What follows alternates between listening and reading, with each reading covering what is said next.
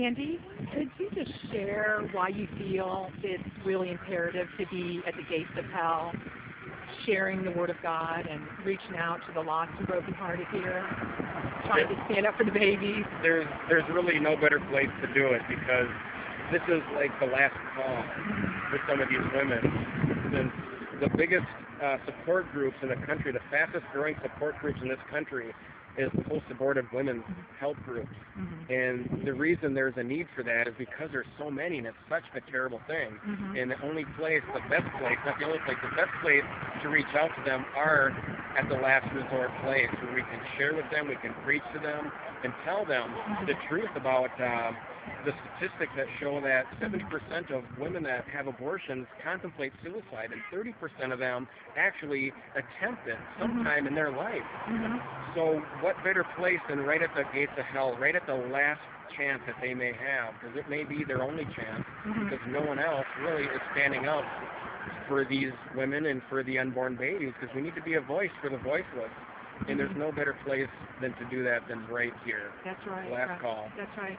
And, you know, a lot of the feminists that promote abortion, if they were to come up to you and say, it's my body, my choice, you're a man, you have no right even saying anything, what would you say to that woman? I'd tell her I totally agree with her that it is her body, it is her choice to do whatever she wants with her body. But the problem is that that baby inside of her is not her body.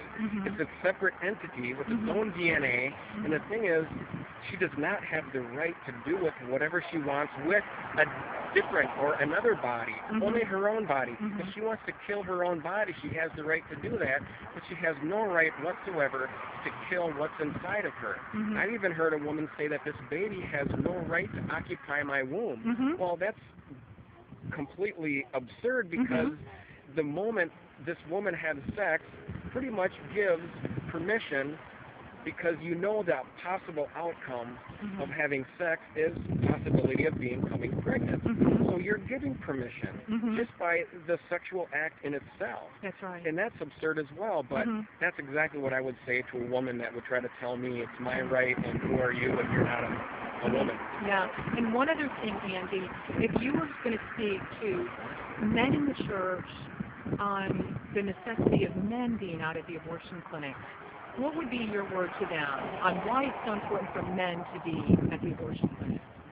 Well, men need to be at the abortion clinic because you need a strong male voice out there. You need to have a male presence that will give the women a sense of security and protection as well. Not only to be a voice, but the women that come out here face a lot of mean, terrible people and a lot of violence sometimes. And sometimes just the men's presence, whether they're out preaching or speaking or holding signs, whatever they're doing, is going to be a deterrent from men or women that may try to get violent.